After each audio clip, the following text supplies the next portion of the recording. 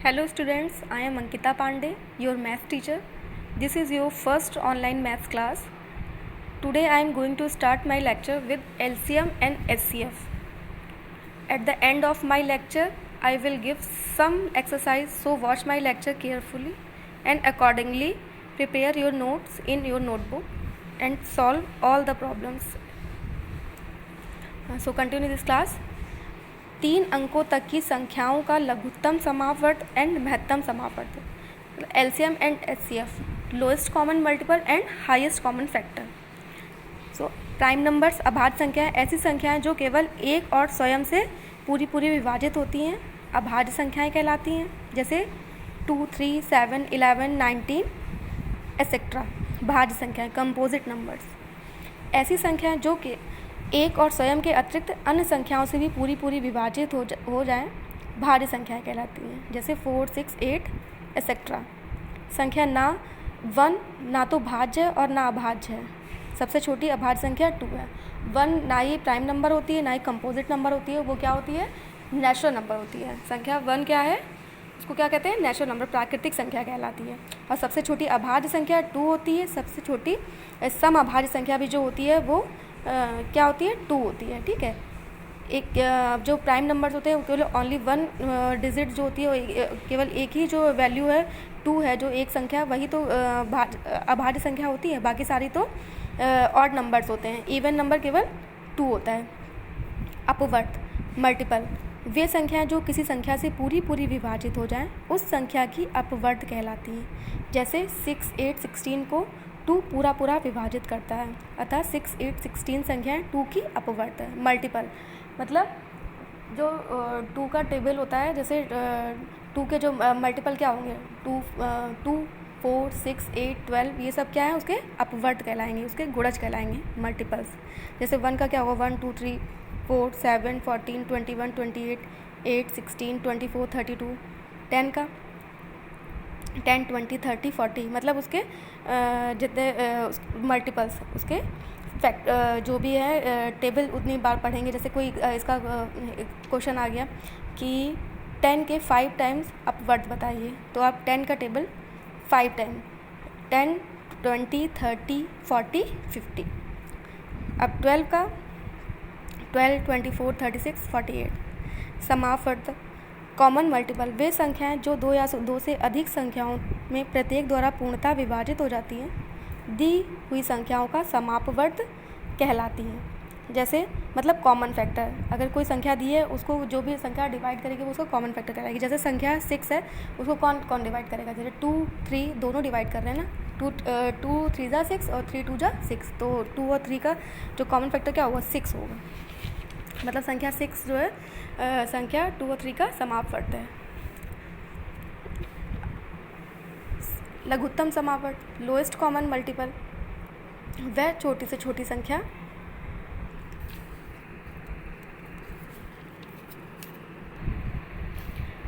लघुत्तम समावर्त, lowest common multiple, वह छोटी से छोटी संख्या जो दी हुई 2 या 2 से अधिक संख्याओं से पूरी विभाजित हो जाए, लघुत्तम समावर्त कहलाती है.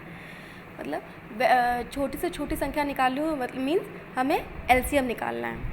ठीक है. और इसका नेम्स भी होता है lowest common multiple and least common multiple.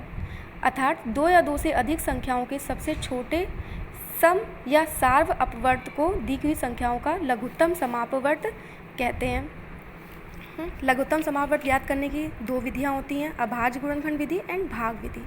अभाज्य गुणनखंड विधि इसके कैसे निकालते हैं, पहले तो दी हुई संख्याओं को बारी से अभाज्य गुणनखंडों के रूप में लिखते हैं, उनके फैक्टर कर लेते हैं, उनको अभाज्य संख्या के रूप में परिवर्तित करते हैं.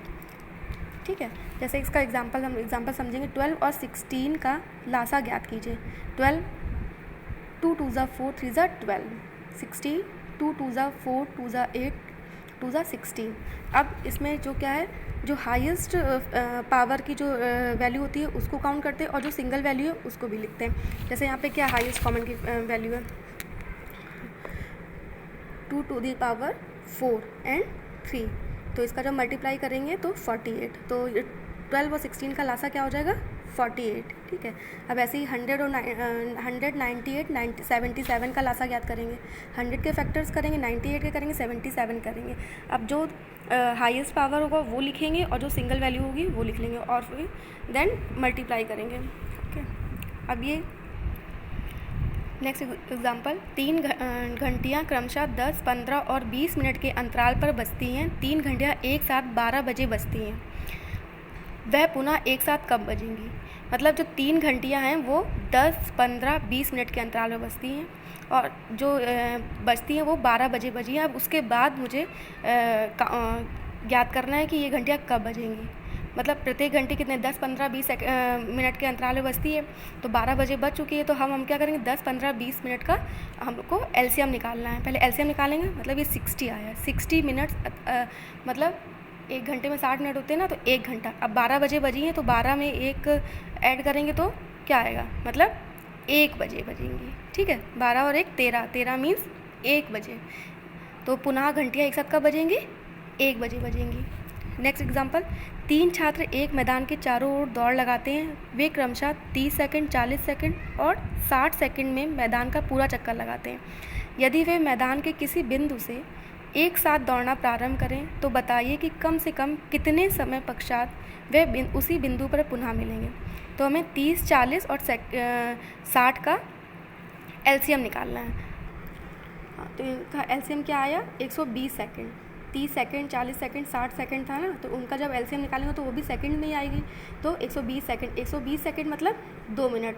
1 मिनट में 60 सेकंड, 2 मिनट में 120 सेकंड, ठीक है। तो 2 मिनट के बाद वे पुनः उसी बिंदु पर मिलेंगे, ठीक। अब दूसरा क्या था, भाग विधि। अभी हमने भाज्य गुणनखंड विधि पढ़ी, अब भाग विधि पढ़ेंगे।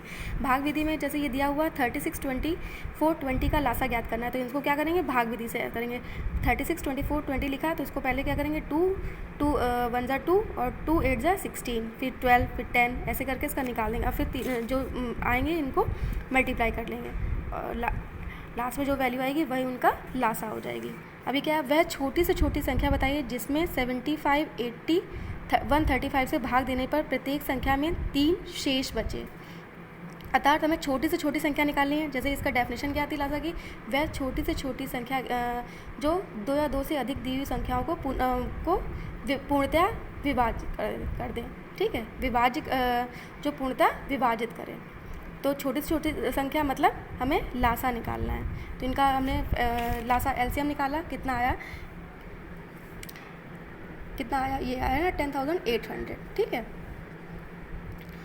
भाग देने पर प्रत्येक संख्या में 3 शेष बचता है। ये क्या दिया हुआ था क्वेश्चन में कि वह छोटी से छोटी संख्या होता है जिसमें 75, 80 और 135 से भाग देने पर प्रत्येक संख्या में 3 शेष बचे। तो जो वैल्यू आई है उसमें 3 ऐड कर देंगे तो क्या आ जाएगी, हमें अभिष्ट संख्या प्राप्त हो जाएगी, जो भी संख्या है। तो क्या आया था 10,800, मतलब भाग देने पर प्रत्येक दशा में 3 शेष बचता है। तो अभिष्ट संख्या जो है ये आई, इसमें 3 ऐड करेंगे तो जो वैल्यू आएगी, अब इसमें हम जब 75, 80, 135 से डिवाइड करेंगे तो जो रिमाइंडर आएगा वो 3 आएगा ऑलवेज, ठीक है। तो वह छोटी से छोटी संख्या ये होगी।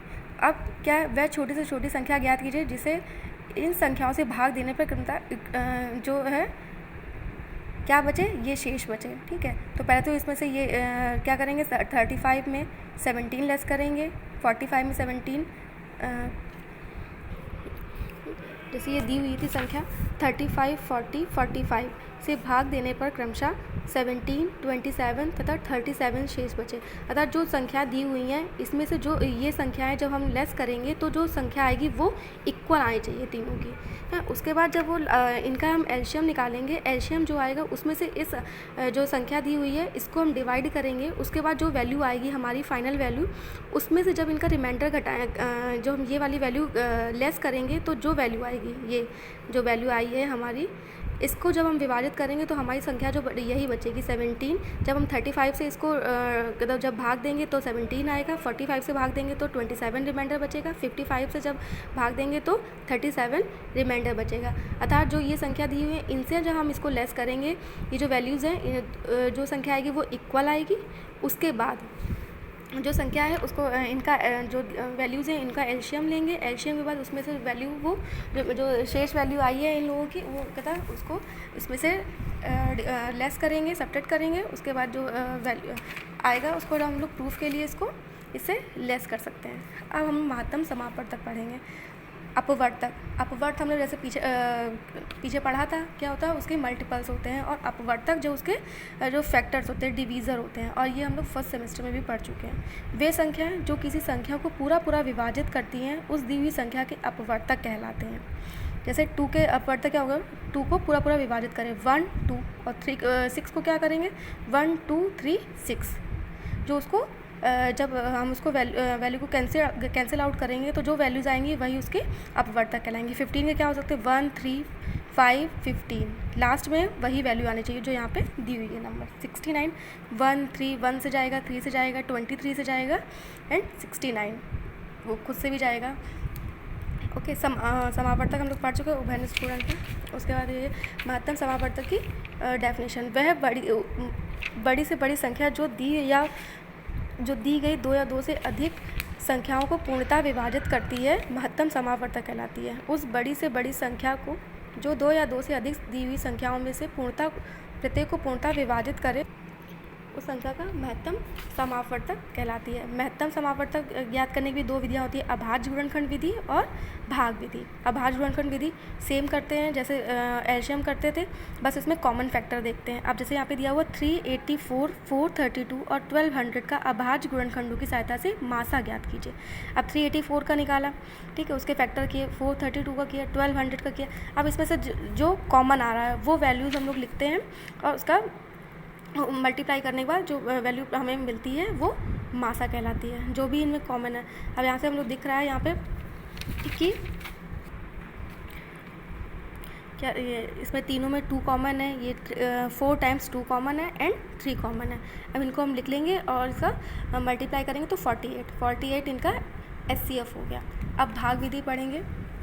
भाग विधि इसमें जैसे 3 संख्याएँ हैं तो सबसे छोटी संख्या को उससे बड़ी संख्या से भाग देते हैं, उसके बाद जो उसका कहता भागफल आता है उसको तीसरी बड़ी संख्या से भाग देते हैं, ठीक है। इसमें सबसे छोटी संख्या क्या है 1085, इसको इससे भाग देंगे, ठीक है। जितना भी आया रिमाइंडर कितना आया इसका कितना आया रिमाइंडर इसको उसका 1 टाइम भाग दिया 350, इसका जितना आया 35, उसके बाद क्या था 35 आया इसका, ठीक है। अब 35 को हमको किससे भाग देना है, ये संख्या दी है 2135 से भाग देना है। इसका जो भागफल क्या आएगा, मासा क्या आएगा 35 आएगा। ओके, ऐसे ये क्वेश्चन दिया हुआ है, वह बड़ी से बड़ी वर्गाकार टाइल की भुजा ज्ञात करो जो बिना तोड़े 64 मीटर 7 सेंटीमीटर लंबे और 20 मीटर व 21 सेंटीमीटर चौड़े कमरे के फर्श पर लगाई जाती है। 64 मीटर 7 सेंटीमीटर मतलब 64,007 मतलब 6,407 6,407